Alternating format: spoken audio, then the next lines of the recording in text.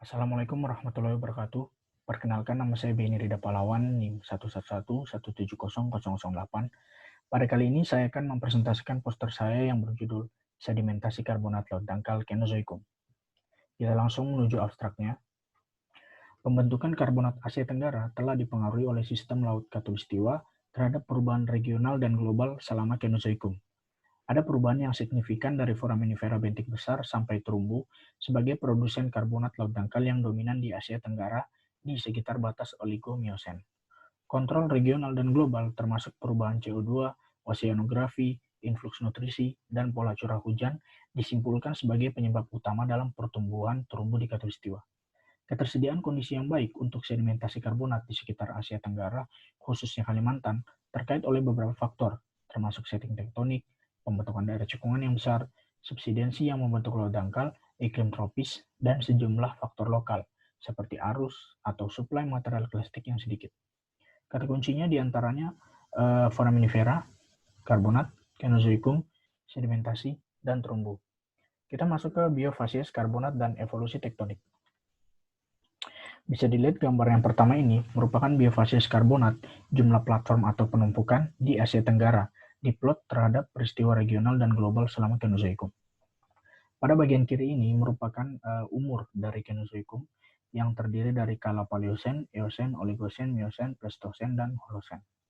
Bagian yang berwarna hitam ini merupakan batuan karbonat yang didominasi oleh foraminifera, sedangkan bagian yang titik-titik ini merupakan batuan karbonat yang didominasi oleh terumbu. Untuk bagian yang garis-garis ini merupakan batuan karbonat campuran. Mengapa di Paleogen atau Paleosen, Eosen, Oligosen didominasi oleh batuan karbonat foraminifera?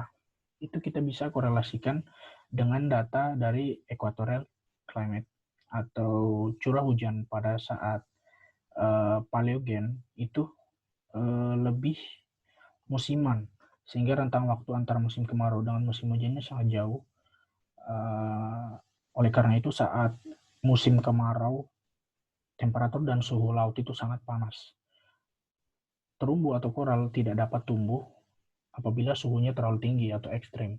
Sedangkan untuk foraminifera masih dapat bertahan karena mereka dapat bersembunyi di bawah lumpur. Sedangkan pada kala Miosen ke atas itu curah hujannya mulai tidak teratur sehingga suhu dan temperatur laut cenderung hangat. Kemudian kita lihat ke kandungan kalsit dan argonit lautan pada khatulistiwa. Untuk Paleogen itu didominasi oleh kalsit, sedangkan Neogen itu didominasi oleh argonit. Batuan karbonat yang didominasi oleh terumbu itu banyak terbentuk pada Miosen karena lautannya yang sudah jenuh akan argonit, di mana itu sangat baik bagi pertumbuhan dari terumbu. Kemudian kita lihat ke global climatic event atau iklim globalnya. Pada Paleogen itu juga diperlihatkan suhunya yang sangat tinggi atau thermal maksimum. Temperaturnya sangat tinggi. Sedangkan mulai menghangat pada Oligosen akhir hingga Miosen ke atas. Kemudian kita juga lihat kandungan CO2 atmosfernya itu pada saat Paleogen sangat tinggi dan mulai menurun pada Miosen. Itulah menjadi alasan mengapa batuan karbonat terumbu mulai muncul atau hidup pada saat Miosen. Kemudian kita lanjut ke gambar selanjutnya, yaitu biofasies karbonat yang diplot ke dalam irisan waktu, tektonik, dan paleogeografi. Kita lihat dari gambar pertama. Bagian yang titik-titik ini merupakan daratan dan yang putih ini merupakan lautan. Nah, bagian yang titik-titik ini kita kenal sebagai Sundaland. Kemudian di beberapa titik atau lokasi itu sudah dipenuhi oleh batuan karbonat, namun yang didominasi oleh foraminifera. Kita sudah tahu alasannya karena kenapa dari gambar sebelumnya. Nah, batuan karbonat foraminifera itu mulai bermunculan di Selat Makassar, kemudian bagian utara Kalimantan, serta di bagian Filipina. Nah, pada saat ini Filipina belum terbentuk dan juga bagian Indonesia Timur itu juga belum terbentuk seutuhnya. Kemudian kita lanjut ke awal Oligosen. Pada awal Oligosen ini, Filipina mulai bergerak ke utara, Australia juga mulai mendorong Papua untuk bergerak ke arah utara, dan Sulawesi juga masih belum terbentuk. Namun beberapa lautan atau lokasi itu menjadi laut dangkal, sehingga menjadi tempat terbentuknya batuan karbonat foraminifera yang sangat mendominasi pada daerah Papua, kemudian di Kalimantan bagian Tenggara, dan juga di Filipina. Kemudian kita lanjut ke gambar selanjutnya, yaitu Oligosen akhir. Pada Oligosen akhir ini, suhu atau temperatur laut itu mulai menghangat, sehingga di beberapa titik mulai muncul batuan karbonat terumbu, seperti di Filipina, di Laut Jawa bagian utara, Laut Kalimantan Timur, dan ada juga batuan karbonat campuran, seperti di bagian Filipina bagian selatan dan di Laut Cina Selatan. Kita masuk ke awal Miosen. Awal Miosen, suhu dan temperatur semakin baik bagi pertumbuhan terumbu dan juga kandungan CO2 atmosfer yang mulai menurun, sehingga pertumbuhannya sangat masif dan tersebar luas, seperti di Laut Cina Selatan, di Sumatera, bagian Laut Sumatera maksud saya, kemudian di bagian Laut Kalimantan Timur, di Papua juga sangat banyak, serta di Filipina. Miosen Tengah. Pada Miosen Tengah ini, beberapa bagian Sundaland sudah mulai tergenang air laut, dan juga Laut Cina Selatan mulai menjadi dalam, sehingga mulai ada pengurangan populasi dari terumbu itu sendiri.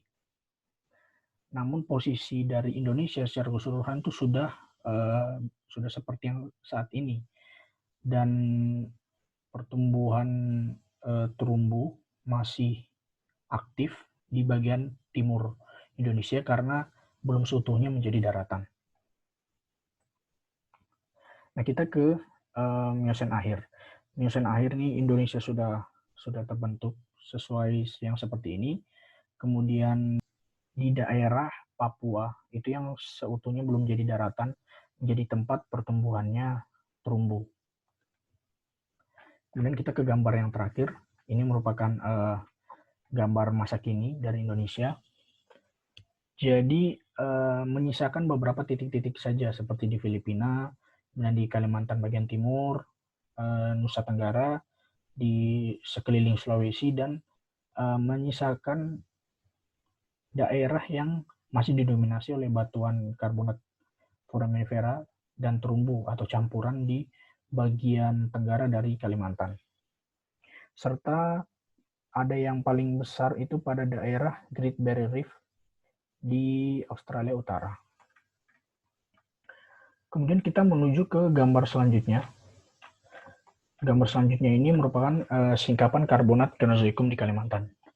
Sedimentasi karbonat Kalimantan di cekungan Kutai Utara dan Semenanjung Mangkaliat terjadi dalam beberapa atau berbagai proses pengendapan, mulai dari Eosen Tengah hingga Pleistocene. Nah, ini untuk daerah yang titik-titik ini merupakan singkapan atau daerah batuan karbonat Kenozoikum yang telah ditemukan. Sedangkan untuk daerah yang titik-titik ini merupakan batuan sedimen Prakenozoikum, batuan beku, dan juga batuan metamorf. Untuk daerah yang berwarna putih ini merupakan batuan sedimen Kenozoikum, dan yang kecil-kecil ini berlitologi berbentuk V ini merupakan batuan vulkanik.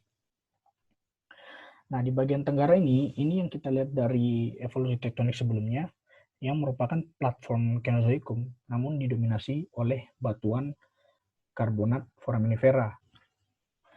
Kesimpulannya, di Asia Tenggara, tektonik lokal menyediakan tempat yang baik untuk pengembangan karbonat.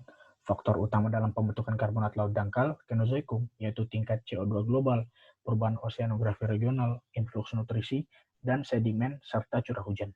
Karbonat pada Paleogen didominasi oleh foraminifera bentik besar, sedangkan terumbu karang baru mendominasi pada Neogen. Ini daftar pustaka yang saya gunakan. Terima kasih. Sekian dari presentasi saya, semoga bermanfaat. Assalamualaikum warahmatullahi wabarakatuh.